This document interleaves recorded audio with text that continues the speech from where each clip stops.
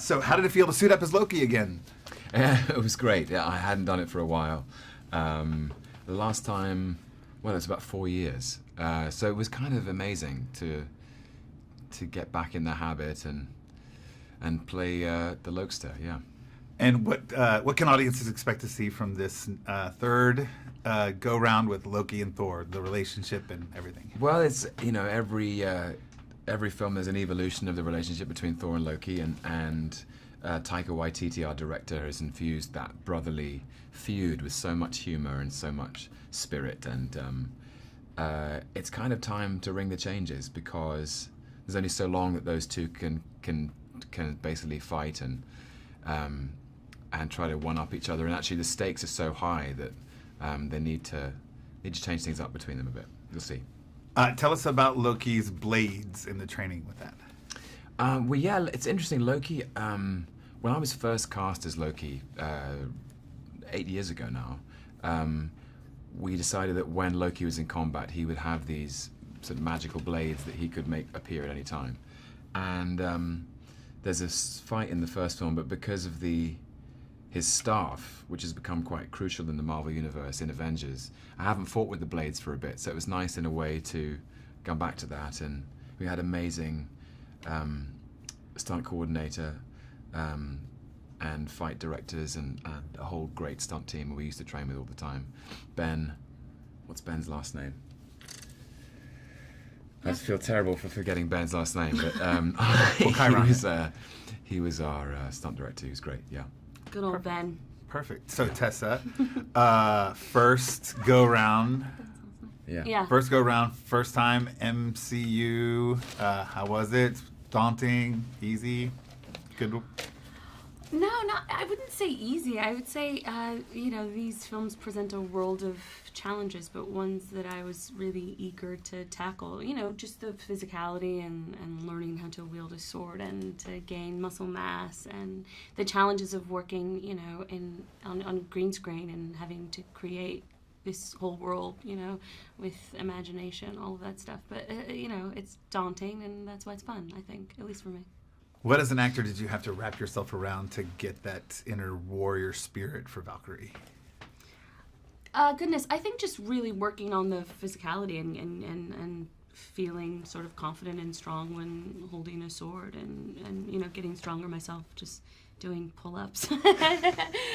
Just feeling, really spending time on stage 3 with the stunt crew, and once you can sort of move through space, doing some of that fight stuff, you begin to kind of be able to inhabit the space of the character. And then, of course, so much of the universe is created for you just with costume and what's happening around you. So it's, you're not doing it on your own. So playing such a strong female character in the Marvel Universe is always looked at as you're going to be a role model. You're going to be looked up to by little girls. Tell me what that feels like. Yeah, it feels tremendous, and hopefully not just by little girls, by boys too. I think it's important that boys look at female characters and think it's something that they would like to aspire to be. I think that's really important. And I have the added benefit, I think, of being able to present a character that wasn't necessarily historically represented this way. And so there's a host of young women that look like me, and their mothers write me and say, we're so happy that our little girl gets to see a woman that looks like her on screen. I certainly never thought that I would be in a film like this playing a superhero, and I think some of that has to do with the fact that I didn't grow up watching a superhero that looks like me. So that's a joy. And now this is both of them, so if we can open it up so we get both of them in the camera. And I apologize, I shouldn't have said just little girls. Everyone should look up. So tell me your favorite. I know it's practical sets and green screen. What was your favorite set to work on during filming? You want to jump in with that? I really like the Hulk suite, which you were. I didn't spend any time in the Hulk suite. Oh, you were in my apartment though. That was cool. Was it your apartment? Yes. Yeah. I mean, in the set, my set apartment. Yeah. Valkyrie, Scrapper 142 or Val has an apartment on Sakaar. Loki ends up there in chains. It was pretty rad, that apartment. Yeah, that apartment was cool. There was lots of funny little tidbits. She's not the cleanest, person. So there's sorts of relics all over the place. I think at one point there was a human arm. I don't know if that's still in the movie, but she's just like looking for stuff and chucks an arm. The Sicarian stuff was great because that felt Thor and Loki are cast out onto this alien planet called Sakaar, which is presided over by Jeff Goldblum as the Grand Master, and Val is there, and it was really inspired by the illustrations of Jack Kirby, who was such a influential comic book illustrator for Marvel. And it's really out there and out of this world, and so the colours of those sets. There's when Loki and Val fight, there was a sort of in this kind of the hall of slightly strange jigsaw puzzle piece. I don't know what you'd call it really. It was like, but it was a very, very colourful, otherworldly set.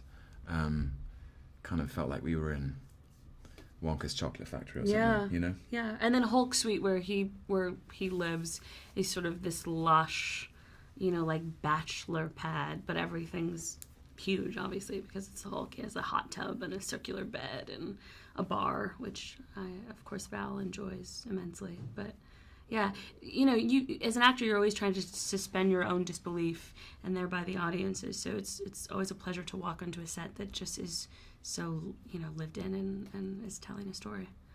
It makes your job easier.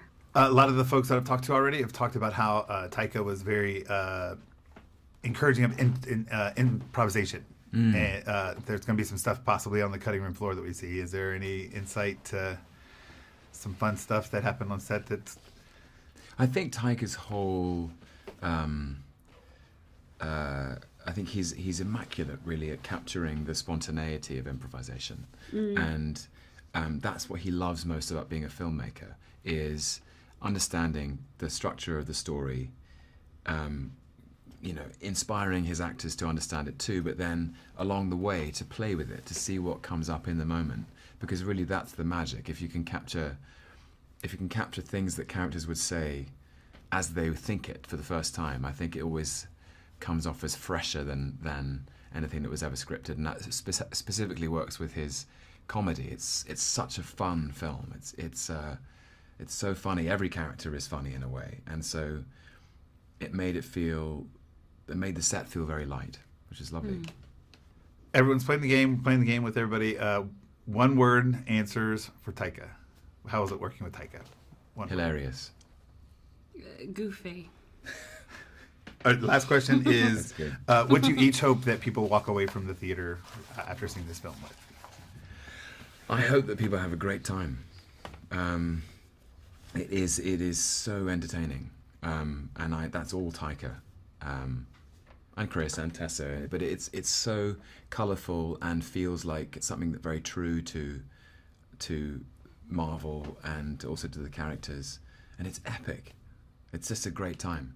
I hope people enjoy it. Yeah, I think, Ragnarok is literally the destruction of the old and the birth of the new. So I hope that people feel like this new world order that we've created in this universe, this zany thing, is exciting and a place they want to stick around for a while.